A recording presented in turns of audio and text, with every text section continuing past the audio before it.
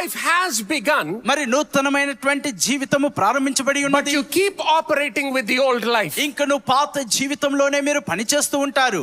How many of you have a job? ఎంతమందికి ఉద్యోగం ఉందండి? Okay. Now, when you got that job, మీరు ఆ యొక్క ఉద్యోగమును కలిగి ఉన్నప్పుడు, when you start working there, మీరు అక్కడ పని చేస్తూ ఉన్నప్పుడు, you must understand the identity in that new office. ఆ క్రొత్త ఆఫీస్ లో, కార్యాలయంలో మీకు ఇవ్వబడిన గుర్తింపును మీరు అర్థం చేసుకోవాలి. You cannot operate in the new office with the instructions and responsibilities of the old office. చూడండి, క్రొత్త ఆఫీస్ లో పాత ఆఫీస్ వాళ్ళు ఇచ్చిన హెచ్చరికల మేరకు ఇక్కడ మీరు పని చేయలేరండి. So it is the same with the Christian life. కాబట్టి క్రైస్తవ జీవితంలో కూడా ఆ రీతిగానే ఉంటూ ఉన్నది. You have a new life has begun for you.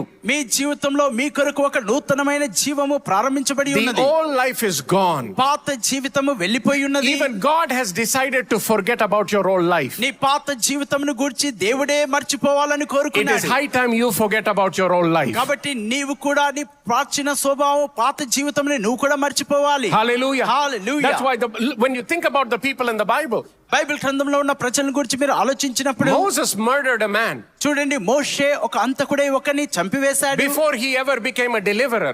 ఆయన ఒక విడిపించే నాయకుడిగా కాకమునుపు David had his own problems. దావీదుకు తన సొంత సమస్యలు ఉన్నాయి. If you come to the New Testament, when you look at the Apostle Paul, మరి క్రొత్త నిబంధనలో అపొస్తలుడైన పౌలును గురించి మీరు he was చూసినప్పుడు, once the very reason why churches were being destroyed. మరి ఒకప్పుడు సంఘాలు నాశనం అవుటకు ఆ పౌలే సౌలుగా ఉన్నాడు. But God not one time did God ever mention that again with Paul. కానీ పౌలు మార్చబడిన తర్వాత ఆ పాత విషయాల్ని ప్రభు ఎన్నడూ జ్ఞాపకం చేయలేదు. Because the old life is gone. ఎందుకనగా ప్రాచీన జీవితము అది గతించిపోయి ఉన్నది. Hallelujah. Hallelujah. Say this out loud. Say, I decide to forget my old life by the grace of God.